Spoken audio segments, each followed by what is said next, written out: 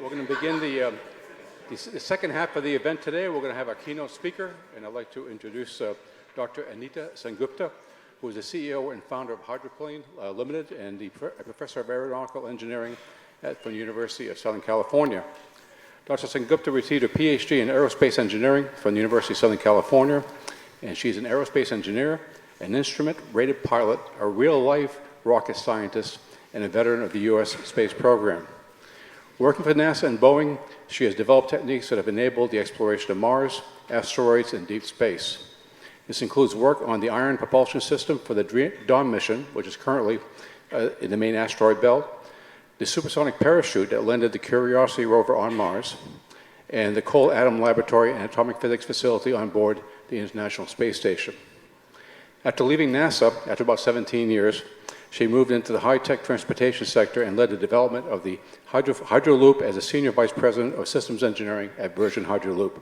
And for those who don't know, the Hyperloop is a ground-based transportation system that operates on a vacuum and at jet aircraft speeds. Her most recent enterprise is as founder and CEO of Hydroplane Ltd, which is developing hydrogen fuel cell power plant technology for carbon emission-free aviation, marine, and ground vehicles. And oh, by the way, Dr. Sengupta is also a professor of aeronautical engineering, where she is researching technologies for the human exploration of Mars, Earth re-entry vehicles, and boomless supersonic flight. So I'm delighted to welcome Anita, who will talk to us about her work on the future of transportation.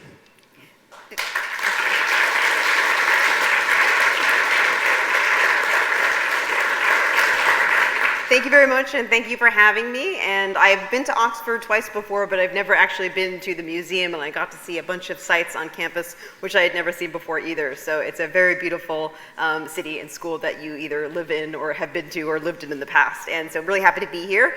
And although I did spend the majority of my career working for the space program, almost 20 years actually, I did venture out 5 years ago into the green transportation space. So it's been a lot of fun looking at the lessons that I learned from the space program and how to apply them to the green transportation space, and also how to, I would say, use some of the disciplines of systems engineering and designing complex systems that you have to do for space exploration and using it for here on Earth. But I did have a long career working on the development of initially electric propulsion systems, but for spacecraft, which are quite different. They're plasma-based systems, and then several years working on the development of Mars entry, descent, and landing systems. And so I'll talk a little bit. I've tried to put in everything to this presentation, from space travel to the ground travel to aviation, which is where I'm working now. But I really have enjoyed the past few years of kind of working in the private sector and starting to see how the technologies that we develop as engineers can affect everybody's lives here at home, and certainly in transportation that is the case. And I think what I've learned about over the past few days talking with the different professors at Oxford at different meetings that I've had is how entrepreneurial Oxford University is in terms of the number of spin-off companies. And so I only started my company just 2 years ago. So getting into the entrepreneurial space is really an amazing way as a technologist and as an inventor to be able to bring your vision to reality. And one of the things that as entrepreneurs you face is sometimes, an uphill battle, because you have to be able to justify your business case, justify your technical feasibility, as well as raise funds. And so one of my favorite quotes, as I'm a very avid pilot myself, is actually from Lord Kelvin, which is that heavier than air flying machines are impossible. And only a few years later, obviously, the Wright brothers in the United States did prove that wrong, and they were able to do the first demonstration of powered flight using a lifting wing technology. So oftentimes when you're in this space as an engineer, as a technologist, you're going to face a little bit of an uphill battle from people who say, well, that's not possible, that's too difficult, that's not feasible. But if you do believe in your idea and you've got fundamental first principles of how you're going to implement this new technology, I encourage you to do so. And so that's for the students in the room, as well as for people who've been working for a few decades, which is myself. And I actually take my inspiration, believe it or not, from science fiction. Show of hands, anyone in the room a fan of science fiction? Okay, that's a healthy number. So usually more than 50% for an audience like this. And I actually grew up reading lots of science fiction, but I actually watched Star Trek with my dad, who was also a PhD mechanical engineer, and he loves science fiction. I also watched Doctor Who since I was a little kid, and so I still watch it now. And I think what's really cool about science fiction is that these writers of the past invented in their minds these technologies which later on became real, whether that's the flip phone or the iPad or the tablet or different forms of propulsion. And even my PhD thesis, which is an ion propulsion, ion drive, is what Scotty used to say, right? So it's slightly different in terms of how the technology is implemented in the real world, but nevertheless, there is a lot of inspiration which can be taken from it. And so what I think is so cool about science fiction and is that you can literally create the world that you imagine it to be. But of course, that refers to utopian science fiction. There's also another genre of science fiction, which is dystopian science fiction. And so there's a lot of genre, a lot of movies and books on that topic. And of course, this is from Blade Runner. This is a vision of the future of Los Angeles, not too far in the future, right? This is 2049, I guess, was the second Blade Runner movie, where basically climate change has gone out of control, the air quality in the city of Los Angeles is, awful. Pretty much all life is dead except for human beings that remain, and obviously there's a different tiered society there. So ultimately, the engineer does make this also a reality, so it is important to think about the implications of what it is that we develop, what it is that we work on, and how we use technology in our daily lives, and try and be responsible. So we always do have to think about the environmental cost. And so there's always these two forces at play, which is innovation to make things more accessible, to make things more interesting, to make things more exciting, but then also the cost of using up too much energy. And so in that vein, though, when you take a look at the development of transportation technologies over the course of history, going back to 3000 BC, when the wheel was first invented by human beings, when it was used, I think, to make pottery before it was actually used to transport goods on the on the backs of a service, and then moving forward to the Industrial Revolution, which was essentially enabled by trains, and then of course moving forward again to the internal combustion engine and to cars, which allowed people to expand their horizons, traveling between cities and suburbs, and it ultimately led to huge human expansion as well as economic expansion. So you can see huge positive there from an economic perspective, but of course we're now generating CO2 emissions as a result of that society, and there's still a price to pay. And then when you move forward a few decades later, moving forward into aviation, into air transport, now all of a sudden we have global connectivity. Now you can go anywhere in the world, you can get your goods, your services, your food from anywhere in the world. So when you take a look at how human society has changed and evolved and grown, and the economy has grown, you can largely see that transportation technology has been at the core of it. But we do know, of course, that we have to do something about our carbon footprint with regards to CO2 output from transportation technologies, in addition to other forms of technology that puts out CO2. And we also have to think about how we can make our transportation systems more efficient. And so we can then turn to the discipline of engineering to reinvent transportation, and we can then turn to the discipline of systems engineering, which is something I spent many years in my career at NASA working on as a means of figuring out how to make transportation better. And so we have to think about what are the drivers to make transportation better. And one, of course, is travel time, right? Nobody likes sitting in traffic. I live in Los Angeles. It's probably got some of the worst traffic in the United States. And so everybody sits in their cars because there is no public transportation. You also want to have a good passenger experience, right? So obviously sitting in traffic is not a good passenger experience. You also want to be able to support the capacity. And I know the UK does a great job in terms of having a railway network, which apparently is not working at the moment because it's on strike. So my entire trip here was somewhat affected by that because I had to take buses to get everywhere. But nevertheless, railway networks do a great job of solving capacity issues in terms of number of passengers per hour between highly utilized point A to point B travel sites. And then a really important one, which I think has been a huge emphasis of automotive transportation innovation, is safety. So whenever you have a new form of transport, the last thing you want it to do is to hurt people, right? So a lot of the technologies that exist to actually make transportation safer. And there's actually tons of synergies in those technology developments in the automotive space, which can then couple to buses and trucks as well as to aviation. But a really important one, which I think everyone in this room can appreciate, probably the railway strikers can appreciate, and governments can appreciate, is cost. Is that if the transportation system is too expensive, it can't be utilized, therefore it isn't actually accessible and it isn't very inclusive. So you have to have cost as probably a #1 design requirement when it comes to implementing a new form of transportation. And then of course the other super important one is environmental impact. So we don't want to do anything to make things worse, right? But mass transport, putting people together in transportation obviously has a way of mitigating the per passenger kilometer CO2 output, but nevertheless technology is ultimately the right solution to come up with new ways to store and transmit energy which doesn't put out CO2, which doesn't put out additional greenhouse gases, which would cause additional warming. But this approach, actually thinking about what the customer ultimately needs, which is the end user as well as the government, is called systems engineering. And when you start with these requirements, you can then develop new technologies to address each of them in an efficient manner and actually implement a project that way. That's actually how the space program works, and there's no reason why transportation systems can't work that way. And so as a result, after working for NASA for 16 years, I got recruited to join Virgin Hyperloop, which is a very large startup working on the development of the Hyperloop, because they wanted someone to come in who had a systems engineering background from the space program to help them develop a product which was more efficient, more cost efficient, and could solve some of the technology challenges, which I'll talk through briefly. But when everybody thinks of the Hyperloop, at least in California, or at least in the United States, they think of this gentleman, which who will come up shortly.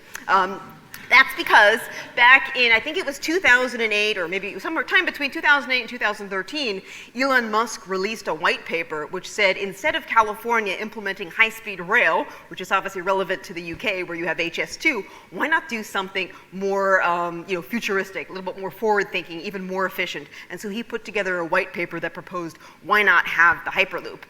And the genesis for that really was the cost of implementing a high-speed rail network in California, which to this day still doesn't exist, unfortunately, but lots and lots of money have been spent. So in a sense, someone proved him right in that sense. But ultimately, he was saying, let's not use pre-existing technology, let's do something new, futuristic, more innovative. And the Hyperloop, guess what, takes its inspiration once again, not from Elon Musk, but from science fiction. So the Hyperloop has been envisioned in science fiction probably since the 1960s, and even in The Jetsons, which is a cartoon from the 1960s about a modern American family in the future, they would actually travel through tubes. So I think it's kind of amazing that science fiction already provides that kind of groundwork for a lot of these technologies. So I did go and work for Virgin Hyperloop, and it was a really cool project, but one of the issues it has is it's very expensive, and I'll talk a little bit about that in a second, but I've got a short video clip which I think is kind of fun to watch.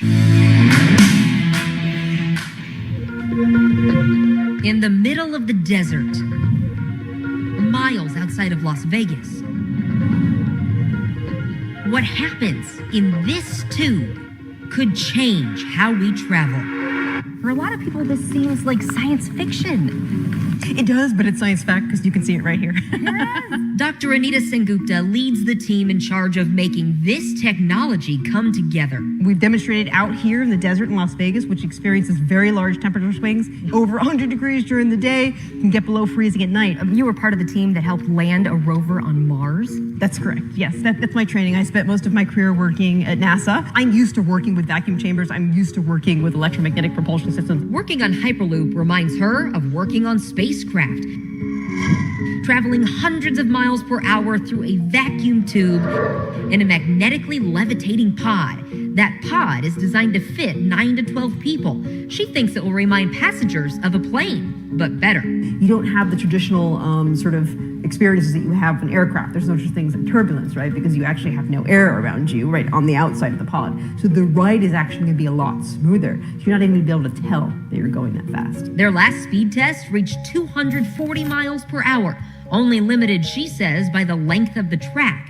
At full speed, they want to see pods travel about 700 miles per hour. Faster than a commercial airplane. And ready for people to ride soon. Because the competition is on. Both Elon Musk and Hyperloop Transportation Technologies are working on their own Hyperloop plans. Is this like our generation's space race? It is in a way, and I think we haven't had a new mode of transportation in over 100 years. And big questions still need answers. Like, how much will this cost?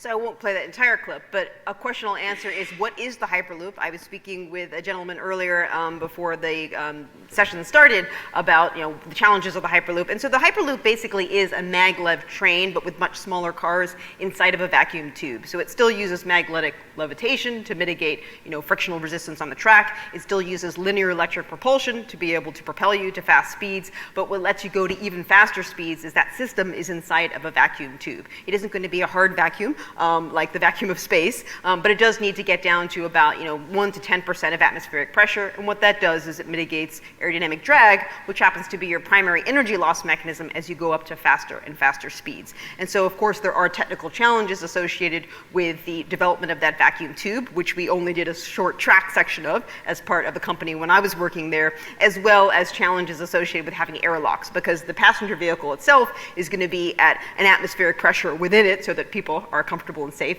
but around it, of course, is going to be a vacuum environment, so you have to be able to transit between it. So it is imminently feasible in the sense that we demonstrated a shorter test track version of it, but then, of course, the question would be, why are we not building Hyperloops everywhere? And it's really the cost, ultimately. So when you have any type of ground-based infrastructure project, you have to have a government back it, both from a new technology perspective as well as from an implementation cost perspective. And as somebody who worked on the space program their whole career, I used to think the space program is expensive. Nothing compared to ground-based infrastructure. It's the most expensive expenditure that there is out there for a government to spend, even more so than healthcare, I think, when you look at it per a certain unit. So ultimately, that's the reason why it is a little bit slower in the uptake as it could be, because we don't yet have a government customer for that technology. And I know it has been discussed back and forth here in the UK, but I think high-speed rail is probably going to happen first before the Hyperloop happens. But what is so unique about the Hyperloop space is that it isn't being done by traditional companies. It's all being done by startups, by entrepreneurial people. And I like to show these graphics when it refers to startups, because oftentimes they are smaller teams with younger people who have either recently graduated or have only been in industry for a few years. And with that smaller team, with that smaller infrastructure, with that smaller bureaucracy, also comes potential benefits in terms of cost efficiency. So you can make rapid progress when it comes to prototyping when you're a small business, because you don't have as high overhead costs. And we could debate this to the cows come home, but ultimately there are ways to be more cost efficient than a way a large corporate entity might work. And it's the truth that if you are a large business and you have a constant revenue stream, are you going to put your business at risk by doing something high risk, right, which might fail, whereas a small business can raise private capital to do that successfully. But there still has to be that government return on investment to make it happen. But all the companies in the Hyperloop space were small businesses. And so Virgin came in and invested in the one that I was a part of, and then we got branded as Virgin, but ultimately we were still a small company. And so the great news is there are still several companies in the space. There are several European Hyperloop companies. I think there's one based in the Netherlands. There's one who at least is doing work in France. And then, of course, there's still Virgin. I think there's one in India. There's at least one or two in Canada. So it is still moving in terms of technology development, but it doesn't yet have that government customer to help foot the really big implementation cost. But what I realized during the course of my work developing the architecture for the Hyperloop at the company that I was working at is there was a lot of synergies in other sectors of transportation sector. And so one example would be in the development of self-driving cars. A lot of the software, a lot of the diagnostic packages that were put together for self-driving cars could easily be implemented into the Hyperloop use case. And it was even easier because you're in a constrained environment as opposed to the environment you find yourself in when you're in a self-driving vehicle. And there's been tons of progress, of course, made in this area, certainly in the United States, I'm sure in the UK and Europe as well, in developing self-driving cars. And I've gone in the Waymo car myself when they still had an operator there for safety reasons, but now you can actually take the Waymo car with nobody on board except for yourself. So that's up to you if you want to do that when you're in San Francisco. But certainly the synergistic developments with regards to AI and machine learning for autonomous driving can filter their way into a variety of sectors of transportation, including aviation when it comes to urban air mobility, as well as the Hyperloop, for example. So next, I'll segue over to a space that I'm now focused on with my startup, which is air travel. And I won't talk about urban air mobility just because we only have a certain amount of time, and I want to focus on instead of how we can use new technologies to advance aviation and to also decarbonize aviation. And just as Peter spoke about in the last talk, and we got to meet yesterday as well, aviation carbon footprint, of course, is on the rise. And what this graphic shows you is that as other forms of transit that are on the ground can become decarbonized by the use of batteries or by the use of grid-based power from catenaries, you don't have that ease with existing technologies for aviation. So the aviation CO2 footprint is increasing, whereas everything else is going down, which means the industry needs to do something about it. What's even more difficult about the aviation industry, and I know this quite well, both as a commercial pilot as well as somebody who has an aviation company, it is a highly regulated space. So if you're going to bring in new technologies, you need a lot of time up front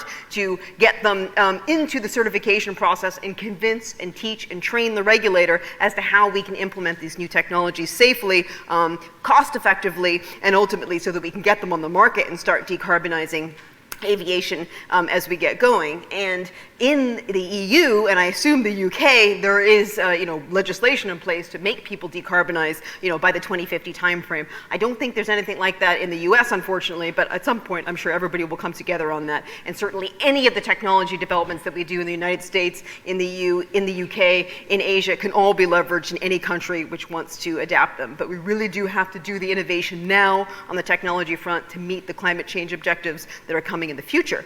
But when we talk about truly decarbonizing aviation for a variety of the aviation use cases, what we're talking about is electric propulsion. So that electric propulsion could get its energy from batteries like cars do, or it could get its energy from hydrogen fuel cells where hydrogen is storing the energy and hydrogen is the energy carrier. And the good news is whether you chose to go the battery route or the hydrogen fuel cell route, a lot of the balance of plant with regards to the electric motor, for example, would be similar.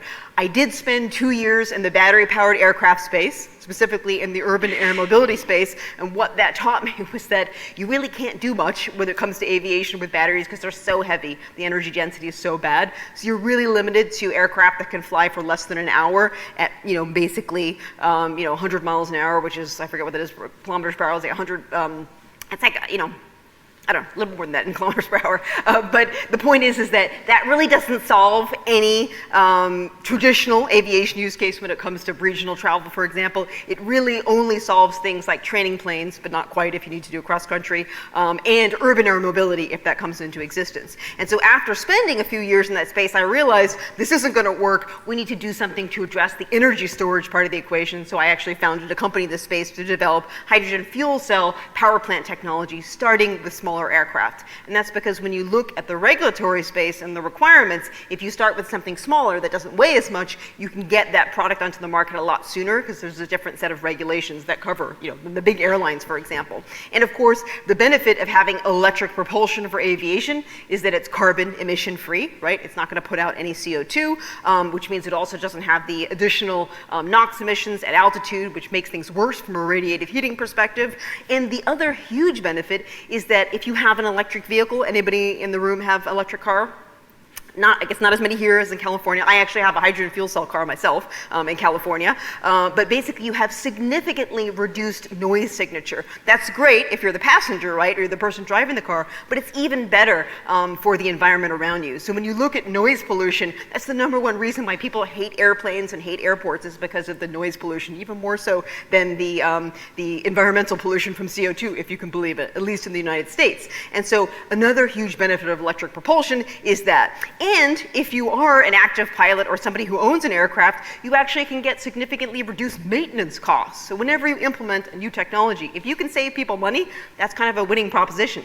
And so when you look at the maintenance costs for aircraft, just like cars, the majority of the costs come from maintaining the combustion engine, right? Because it's operating at really high temperatures, moving at really high speeds, which creates wear mechanisms which then have to be maintained. If you have an electric propulsion system, your maintenance costs are really significantly reduced just because you just don't have moving parts in the same way. You've got an air bearing and the electric air compressor, and that's about it. And if you take a look at the cost of green hydrogen, and I'd love to have a debate with this with people afterwards during the refreshment ceremony, is that the cost of green hydrogen, right now it is expensive, but believe it or not, in California it is cheaper for me to fuel my car on hydrogen, my hydrogen fuel cell car, than it is my gasoline powered car. So right now, even at the cost of hydrogen per kilogram, it's still cheaper because you get a huge benefit in efficiency from the hydrogen. But once you see the cost of green hydrogen coming down, it's projected to go from, I think, maybe $7 a kilogram down to $4 a kilogram by 2025, and then down to $2 a kilogram by 2030. Don't quote me on those numbers, but there's definitely a projected model that exists in the United States and Europe. Then all of a sudden it will become much, much cheaper to operate your car or operate your airplane off of hydrogen. And that's what every airline wants to see, is how are you going to save me money, right? So people don't want to use sustainable aviation fuels, which still puts out CO2, by the way, because they're so expensive. So you've got to give people a cost-effective alternative,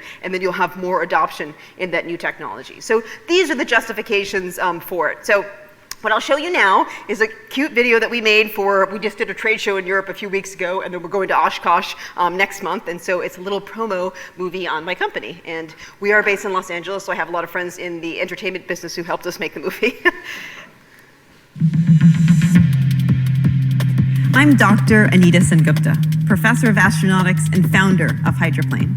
After nearly 2 decades of working on complex space technologies like the entry, descent, and landing system for the Mars Curiosity rover and developing ion propulsion for deep space exploration for NASA, I founded Hydroplane to develop advanced technologies to decarbonize aviation. At Hydroplane, a team of expert engineers and scientists is solving this problem by developing and building a 200 kilowatt hydrogen fuel cell power plant for the aviation industry.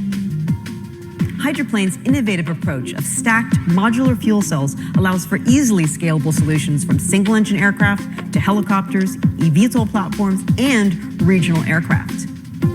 In our agile workflow, we use off-the-shelf components where possible and develop new technologies and systems where necessary. Our novel approach will lead to significant improvement in efficiency and a substantial weight reduction, making us an emission-free alternative to piston and turbine engine power plants for aviation. Hydroplane's innovative fuel cell power plant will provide over 300 miles of range with no charge time, no battery replacements, a low noise profile, while only emitting water. You can be part of a cleaner future.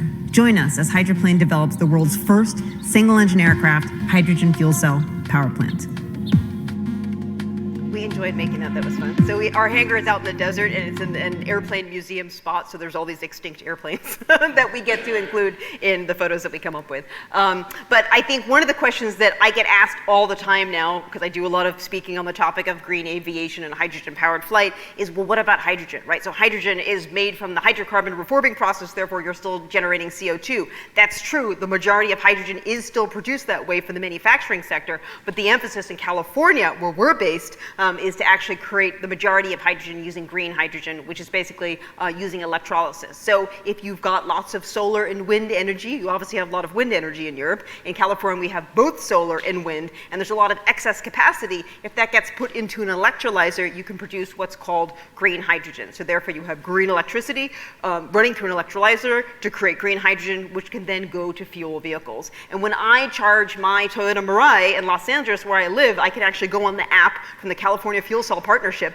and it shows me what percentage of my hydrogen is actually green hydrogen. And if you can believe it, it's almost always 100% in Los Angeles County. So it is a reality in some places in the world. Of course, California has made it important for them. It sounds like a sales pitch for me, but I suppose it is in a way. And of course, it isn't that way everywhere in California. Like when I went up to charge my car up in Northern California in San Jose, it was only about 40% green hydrogen. But the point is that everything is on the right trajectory to get to 100% green hydrogen, so that when you charge your car, and when you fuel your car and eventually fuel your plane, it will be green hydrogen. Therefore, the cost of electricity will be driving the cost of ownership and operation of both ground-based vehicles and aircraft, potentially. And so obviously you get that benefit from battery-powered cars right now because you're going off of the electricity, and so you can get that same benefit for aircraft. And ultimately, The huge challenge associated with hydrogen for vehicle use is how it's stored. I'll talk about that a little bit more later. But there is storage from the perspective of infrastructure, where it makes a lot more sense to store it as a liquid and also transport it that way. And of course, the more use cases there are, the more demand there is for that green hydrogen, the lower the cost it will be to the end user at the end of the day, which is the projections that exist in Europe and the projections that exist in the United States and the federal programs which are underway to incentivize more green electricity production for resulting in more green hydrogen production. But when we talk about hydrogen, the real advantage, of course, comes from the energy density. And so my background initially is actually in the development of cryogenic launch vehicles. I never usually put that on my resume because it was really early on in my career. But ultimately, most launch vehicles, if they want to have the most energy per unit mass, which is what you want to do when you're sending anything into space, you'll use hydrogen and oxygen, specifically liquid hydrogen and liquid oxygen. And when you look at the energy per unit mass comparing hydrogen to jet A, which is the fuel that you would put in a jet aircraft, it's about 3 times the amount. And then when you also take into account the losses that you get in a combustion process, where you dissipate some of the energy as heat, versus the electrochemical process of a fuel cell, you get even better improvement. So it's actually a really elegant engineering solution to harness the energy in the hydrogen gas using a fuel cell to use it for transportation purposes, whether that's for your launch vehicle or for your car or for your aircraft. And then the other beauty of hydrogen, of course, is that it can be produced locally, right? It can be produced with an electrolyzer at your airfield. So talk about removing your reliance on foreign oil. What could be better than that? Actually making your own airplane fuel. So it is a really elegant solution. I like to use that word because I really do feel that, to be honest with you. And of course, it's synergistic because you need more hydrogen, you need more renewable electricity, you need more solar, you need more wind, and everybody benefits from that because then you can power businesses and manufacturing and homes with green electricity. And if you produce it locally, then you don't have to have the CO2 costs of transporting it. So it turns out that can be a pretty significant CO2 impact if you've got to put it on a truck over long distances. So the closer that you can have it to where you need to use it, the more CO2 reduction you get from that logistical network of actually transporting that hydrogen around. But in terms of what we're doing at my company, Hydroplane, is we're developing a hydrogen fuel cell power plant specifically for aviation. We're not trying to solve long-distance transoceanic travel. We're not looking at jet aircraft. We're looking at smaller aircraft that are propeller-driven. And the reason for that is that a hydrogen fuel cell is ultimately an air-breathing propulsion system, right? You still have to take in oxygen from the air, so the higher up you go in altitude, the more challenging it is, the more power you have to put into an air compressor. So you do really have a service ceiling for this technology. But the great news is there's a variety of aviation use cases that don't require you going up to 40,000 feet. So there's a bunch of use cases, one of course that I use quite a bit, which is general aviation, which is small aircraft, air taxis, urban air mobility, flight training,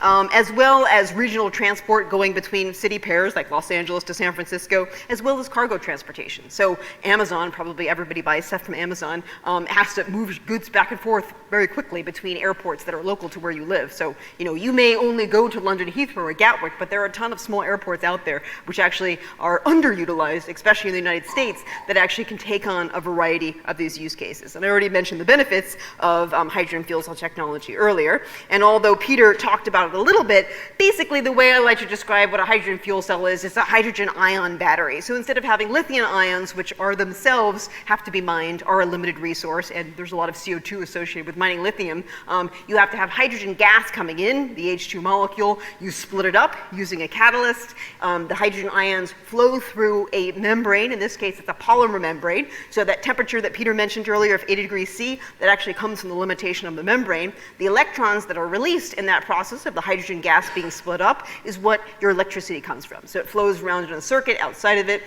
On the other side, the hydrogen ions pass through. They then recombine with oxygen, which comes from the air. That oxygen also has to be split up using a catalyst. And the oxygen and the hydrogen combine to form water. And the only output from the fuel cell is actually liquid water. And so I enjoy this very much, talking about this. But on my hydrogen fuel cell car, there's a button on the dashboard that says H2O. When I push it, literally water will come out from underneath the vehicle, because you can choose to dispense the water somewhere else than on your, on your driveway, for example, but it is very clean water as well. And another little feature is that when you're sucking the air into the car through an electric air compressor, you're actually filtering the air. So you get a readout of how much air filtration you're doing in terms of removing particulates as you're driving the vehicle. So it's pretty cool when you drive one of these things. But there are challenges associated with the technology. It exists for automotive applications. There are 3 cars that you could buy now that use hydrogen fuel cells, but cars, of course, have a much lower total power requirement. Cars are also used very different in terms of a power profile, right? When you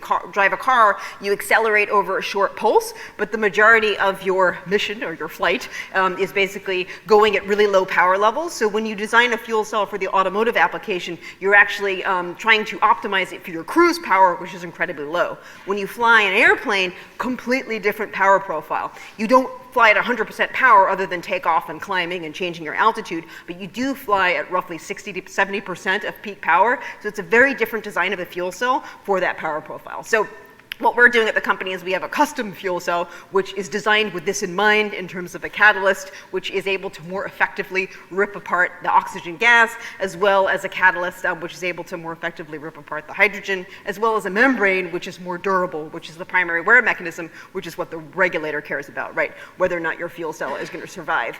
And then the other thing about cars is they have no reason to be lightweight unless you're in Formula One, right? So the real driver for cars is to reduce the unit cost to the ultimate customer. Whereas for an aircraft, if you can't get off the ground, you're not going anywhere, right? So when you design something for the aviation application, you design it with lightweighting in mind, and you also design it for very different load cases, because you don't have to design for impact loads on the freeway. You have to design for the aviation loads associated with lift, associated with drag, and you do have landing loads, but it's very different from impact loads that automotive is designed to, which is the reason why stuff is oftentimes so beefy. So there's lots of ways to make this system really tailor-made for aviation, which of course is what we're working on at the company, and in addition to the balance of plant. But ultimately, what we're doing is we're configuring a power plant that can be used in a range of aircraft. It could be used in urban air mobility aircraft, which have distributed electric propulsion pods. It can be used in single-engine aircraft, which go anywhere from 200 kilowatts to almost up to a megawatt. And it could also be used in vertical lift applications like rotorcraft. And we're funded by the Air Force to do this, because the Air Force has a venture program called Agility Prime, which is specifically interested in electric vertical takeoff and landing platforms, which they've already invested in the platform, but they don't have the power plant which can give them to the range that they need for the mission profiles that they do. And so this gives you an idea of what the system looks like configured inside of our aircraft, which of course you saw in our video earlier. And when you look at the timeline they're working to, we are working to a very rapid timeline. So one of the advantages of being in the entrepreneurial startup space is that you could make yourself work really, really quickly, because you have very little bureaucracy, you have very little red tape associated with you, except for the ones that you have from the regulator, of course. And so in terms of getting the product to market faster, that's the reason why a small company oftentimes could be more agile. And so the goal, of course, is for us to get to the product to market for experimental use case, within less than 2 years, and then the commercial use case in hopefully less than 4 years. So that's the target that we're working to. And we are very thankful for our customer, which is Agility Prime, which is basically the aspect or the arm of the Air Force that invests in new technologies to facilitate new types of modes of travel. And I'm very happy that they're interested in hydrogen. It's hard to know exactly, are they interested in it just for the range extension? Or another really important geopolitical context is that reducing dependence on foreign oil is good for everybody's, governments, basically, at the end of the day. And when I talk about new technology, you also have to realize that, this is how you inspire the next generation of engineers and scientists to become engineers and scientists, right? Because if you're doing the same old, and you've got decades of really not making progress, it's not exactly inspiring. And I say this because I used to work for big aerospace companies where things didn't move very quickly. And so we hire tons and tons of interns, lots of students, we have lots of student projects, and it's just so exciting for the students to be involved in the cutting edge. And I know all of you know that because you deal with students all the time. So I think this is the reason why it's so fun to do these types of developments in the small company space, working with students, as opposed to only doing it in the large company space. And that's our progress right now. And our team is, of course, largely based in Los Angeles, or Los Angeles County, which is a very big space, and lots of universities there. And our first aircraft is called Proteum. And so because we want it to be very LA, it's Mission Proteum, like Mission Impossible. And so we'll have our first demonstration in early 2023. And we have a system which is actually configured for very long-range flight, meaning that we can get to the endurance that this aircraft could nominally do, but using hydrogen fuel cells and stored liquid hydrogen on board, which is kind of novel and unique, which means that hopefully we can sell to people like myself, who instead of having an overhaul of their combustion piston engine, instead can buy our power plant and then have emission-free flight. And yes, the infrastructure is a challenge that we need to mitigate, and we are working it. But so the synergies between all of these modes of transportation really, at the end of the day, comes down to energy. And basically, investments in governments, investments by everybody who votes in having more renewable energy, more green energy, whether that's from wind or whether that's from solar, from hydro, or from what did I miss out there? Solar concentrators. This is the way that we can get more electricity, cheap electricity, to support more people to have battery-powered cars, hydrogen fuel cell-powered cars, and ultimately hydrogen fuel cell-powered planes. And these infrastructure projects are expensive, but they do generate revenue, and the more customers that you have for that output that they have, which is cheap electricity, the better. And when you look at the pie of CO2 output from anthropogenic human-made sources, the majority actually doesn't come from transportation. It comes from manufacturing, and it comes from business electricity usage. So when you generate more green electricity, you reduce everybody's CO2 output, because what goes into the grid is then green. So it's a win-win scenario in that sense. And we were having a conversation about this yesterday, but oftentimes people who make these kinds of decisions don't understand the bigger sort of systems engineering picture. So when they understand that, hopefully that will make them be even more supportive of these projects, because they're synergistic with each other, which is a great thing. And ultimately, we want to have green technology to connect the planet, because we don't want to not be able to see each other, right, every now and then. And so if you can have green technology to connect the planet, then that's kind of the best thing. But what comes next for transportation? Well, I think it does actually look at spaceflight. And obviously, I spent the majority of my career working for the space program, and I only left because I wanted to do something which was a little bit more, Earth-focused facing. But there are tons of developments in this area. There's lots of opportunities for people to start companies in this area. There's a lot of venture capital in this area, and there's also a lot of opportunities for jobs for young people in this area. And so up until, about 15 years ago, spaceflight was only for governments to be engaged in. But now, absolutely, commercial spaceflight has taken off. Right now in the United States, the only access to the International Space Station is with a private company, which is SpaceX. And there's a variety of private companies who are providing regular passenger carrying services for space tourism. And of course, there's Blue Origin. So those of you who bought your toilet paper and cat food on Amazon are funding this program, good for you. I was one of them. And then, of course, there's also Virgin Galactic, your own British-born Richard Branson, who also has a similar service, a very different approach. It's not a rocket. It is a space plane, which is launched on the back of an aircraft and then has, solid propellant to get it to the correct velocity to be able to do a suborbital trip and come back. So these are both flights which give you a couple of minutes of experience at around the von Karman line, which is supposedly the line with space where you experience zero gravity. And we can debate to the cows come home once again whether or not that's a good thing or not, but these two are options which exist. There are already paying passengers that are going on Blue Origin. There are paying passengers who have paid, who are waiting to go on Virgin Galactic. The technology exists. They're just going through some regulatory challenges. And then, of course, there is SpaceX, and so SpaceX, and there's also Boeing. So this is a great example for anyone who says to me, why are you doing this company with hydrogen? Because there are already companies out there who do that. Well, Boeing isn't able to get to the International Space Station, whereas SpaceX is, right? So SpaceX did start up as a well-funded startup, whereas Boeing is a company that has existed for many, many decades and is suffering from its own challenges of redoing technology that already exists. So we can also debate why that is, but the point is that anybody who has a good business proposition in this current economic climate can likely make the case, and a good, obviously, technical solution, can make the case for being a person who would develop this technology themselves, as opposed to it only going to large entities. And this is perhaps the American in me spouting off this stuff, but I have a feeling Britain is kind of going the same way in that sense. But then, do we gain inspiration from the space program? Well, so yes and no, right? So if what you're doing for the space program is not doing science but sending William Shatner into space, I don't know. I mean, I like William Shatner. I've actually met William Shatner, but I have a person on my team who decided to join my company because they didn't want to work for Blue Origin anymore because that wasn't very inspiring for them. So,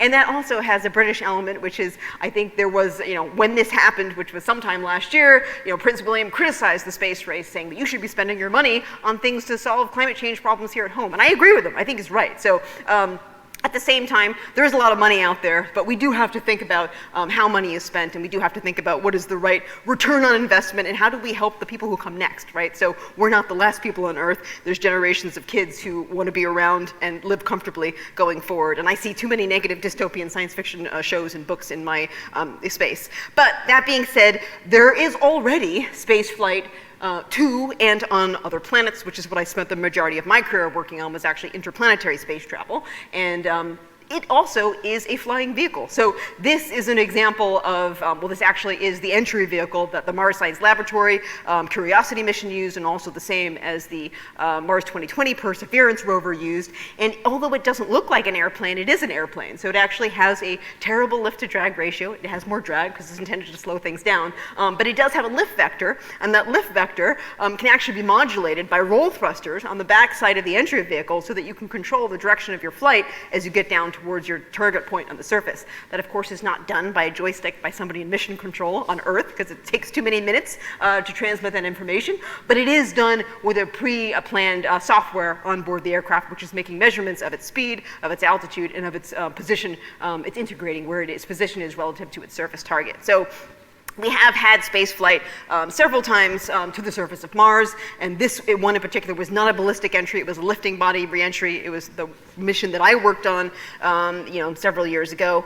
And just to give you a little idea of what that flight looks like, you are, of course, coming in at hypersonic speeds for the people who work at the hypersonic tunnel that I visited. And you do the majority of your energy reduction actually using just the heat shields. You get rid of about 99% of your energy, but at that point you basically are still going too fast, so you have to deploy a much larger aerodynamic drag device, which is a parachute, which was the portion of the mission that I worked on, that gets you down to around 1,000 miles per hour. So you go supersonic, you then to subsonic, but then you hit terminal velocity, so you can't go any slower. So then you have to do the rest of the descent on retro rockets. And the reason for this is that the atmosphere of Mars is very thin, therefore you just can't get it all with drag. Your parachute would have to be too big, or you would just crash into the ground before it happened.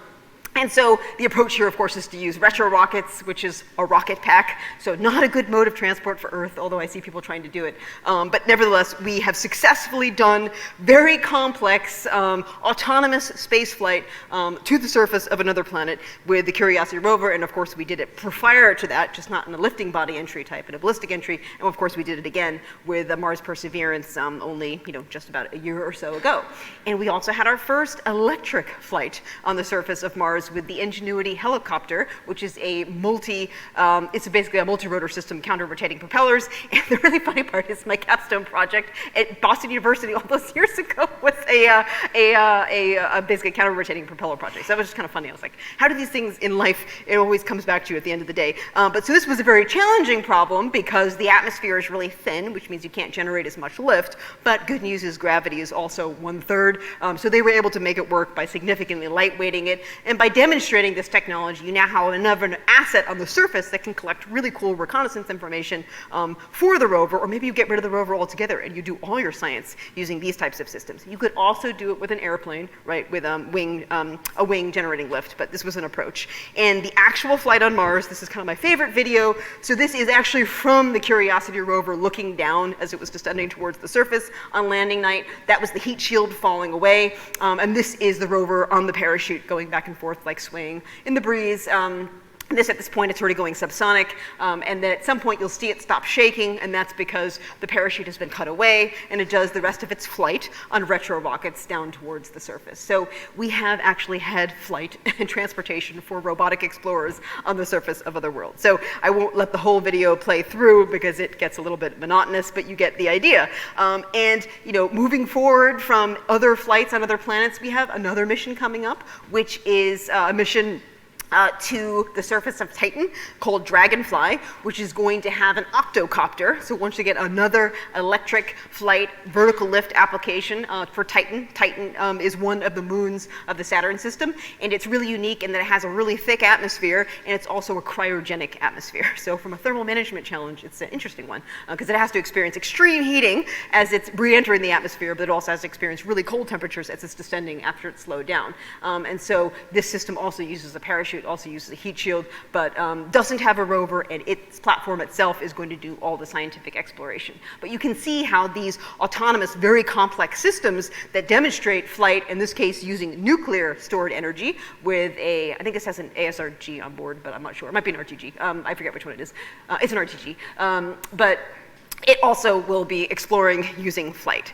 So those were, of course, robotic missions, which have either happened or in the pipeline. When we go back looking at the future of transport for human beings, there will very likely be another set of humans on the surface of Mars. This would be the NASA Artemis program. And of course, SpaceX is involved in this too. Elon Musk has his hand in everything, it seems like, that's going on. And so that is a return to the moon. And it really is being sold as a way to get more capability to be able to do these sorts of surface missions, entry, descent, and landing technologies to then feed forward to things like exploring Mars and sending people to Mars. It's a good debate as to whether it's necessary or whether you should go straight to Mars. I'm in the camp of where I think you should go straight to Mars, just because the descent and landing technology for the lunar environment is totally different. There's no atmosphere, right? Whereas for Mars, there is an atmosphere. So you can't really leverage a lot of the developments between something you do for the moon, which has no atmosphere, versus what you would do for Mars. But it is a well-funded program. There were both Blue Origin, Jeff Bezos, as well as Elon Musk competing for this, and Elon Musk ended up winning out with their project. But what I think is so interesting about this is that if you look at it, it has this nice fairing. You don't really need a fairing for the lunar applications, so it's really being developed, obviously, for future Mars missions, which of course is what Musk wants to do in the future too. And he, of course, doesn't envision it purely being a government activity. He obviously envisions it being a private activity. And even Bezos himself has started Blue Origin and started Amazon to fund Blue Origin so that eventually we could move all manufacturing off-world to reduce CO2 output. So that comes back to the original topic of conversation, is how do we decarbonize transportation? We buy cat food and toilet paper from Jeff Bezos, who makes Blue Origin, who then moves manufacturing off-world. So that's how that works at the end of the day, which I think is pretty funny. But I do think that Mars exploration is around the corner. There's certainly a lot of technologies that have to be certified before it becomes safe. A lot of them have been in development in sort of subscale ways for the past 10 to 15 years. I used to work on this quite a bit when I was at JPL. And part of course, is being able to sustain life on the surface. But I would say from an entry, descent, and landing technology, there's been a lot of benefit from the robotic work that's been done, which then feeds forward into larger scale versions of those technologies for being able to land people on the surface of Mars. But then once you get there, that's another challenge. And I like to say this to kids, which is that we all went through COVID, which we all went through the journey to Mars in our rooms using Zoom. So we can do it. All of us can go to Mars successfully and not go crazy, because we'll have Zoom and video games. But so what I really do like, and this is something that I started to talk about recently, because I realized I learned a lot from my space program days, which is that there already is built into being a space program engineer a sustainability mindset, because you don't have mass, you don't have power, you don't have volume, but you don't have data. So you have to do everything you can to be as efficient as you can, to lightweight, to power optimize, to mass optimize, to everything optimize. Not to cost optimize necessarily, but perhaps everything other than that. And so when you think about that in the context of future human exploration on the surface of Mars, you have to actually become sustainable. You have to be green. You have to be able to live off the land. And the terminology that people like to use is in situ resource utilization, ISRU, if you like acronyms. And so if you are a human colony on the surface of Mars, you would get your power probably from a large solar farm, right? Anybody seen the movie or read the book The Martian? Oh, well, there you go. So you can also use your own human byproducts to grow yourself food. But the other advantage, too, is that one of the difficulties, of course, of going outside of Earth's basically Van Allen belts is that you're now exposed to in-space radiation, which is very bad for people. And so you experience it in space, of course, but you also will experience it on the surface of Mars. And so you can use, and the Apollo astronauts show this, but you can use the soil either by creating habitats with bricks that are made of Martian soil or going subterranean to protect yourself from the radiation. The Apollo astronauts did that to protect themselves from radiation coming from the sun, and then Martian astronauts would have to do that more from galactic cosmic rays, which come from deep space. But you can also, once again, use the land to protect you from the radiation, another way of being sustainable. And even Mars has frozen water in the subsurface, so you could even access that water and then use that water to create, guess what? Rocket fuel, liquid hydrogen and liquid oxygen via electrolysis. So it's all coming together now. And agriculture. So you could, of course, grow potatoes like Mart Watney did, but there is also plants that could be developed called extremophiles, which would either produce a lot more O2 for the amount of CO2 that goes into them. On Mars, the atmosphere is primarily CO2, or they could be plants which are designed to give you much larger output, right, to keep people alive. But everybody who is going to be living on a first human colony is going to be a vegetarian, or a vegan, actually, right, because there's not going to be any meat there, except for Beyond Meat, or corn, or something like that. And then, of course, recycling. So when you take a look at the International Space Station does a fantastic job of recycling everything, right? It has CO2 scrubbers, it collects all the water from everything, that all the processes that go on board according to all what people are releasing water in their, ingestion processes. So that recycling mindset, once again, is a sustainability mindset, which is going to be required for all of us going forward, right, to keep the Earth safe, which I think is fascinating. But what I loved about the mission that I worked to on Mars is it was called Mars Curiosity. And so whenever there's a new Mars rover out there, NASA will go out and ask children, what would you like to name it? And there's a competition. And there was a naming competition, and the one that won was Curiosity. And so ultimately, we all want to follow our curiosities to somewhere, right, which would lead us to, more intellectual stimulation or perhaps to a better world. And that's kind of how I would close off the talk, is that try and follow your curiosity to this place that you imagine the world could be a better place. Thank you.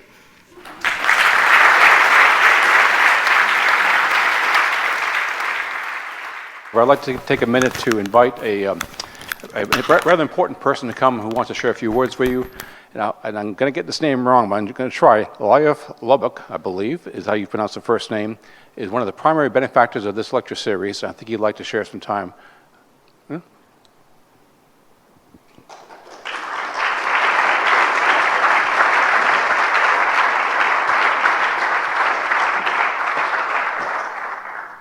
Thank you very much.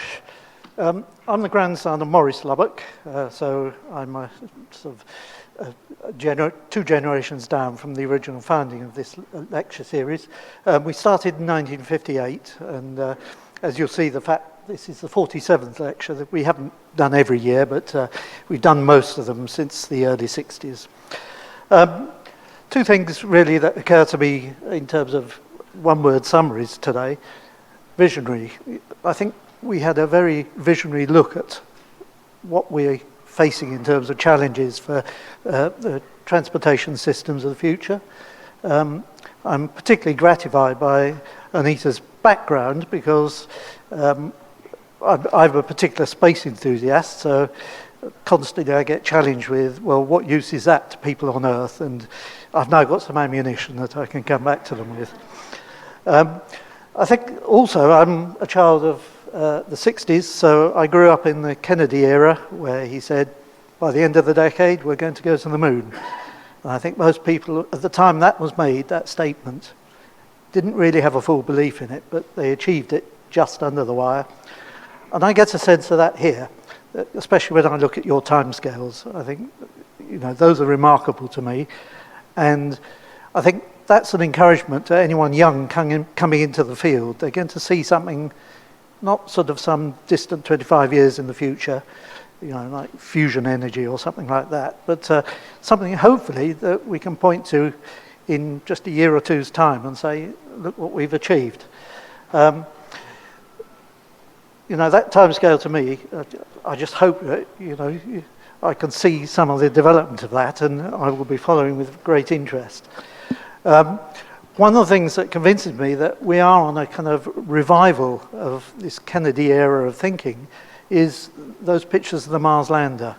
The number of steps that had to go through, and I think the number of times the engineers turned blue as they did on the Apollo landing, and the relief on their faces when it actually touched down. I find that incredible, that sort of a series of engineering challenges put together. And I think Anita has expressed that wonderfully with the enthusiasm that she carried with us today. So I don't want to go into the details of everything she said, but I was pleased to hear the kind of cost versus environmental thing. One of the things I hope that goes on in space, for example, is that the engineers have an eye to the space junk that is in near-Earth orbit, because I think the amount of stuff we're launching up there, we do need to be recognizing that's going to is a big problem now. The James Webb Telescope's already been hit, and I think we need to have some thoughts very quickly about what we're going to do about that. But I think to the main purpose, I just want to thank Dr. Sengupta for a fascinating talk, and I hope that you all got almost the childish enthusiasm that I got from it. So I'll ask you to show your appreciation again, please.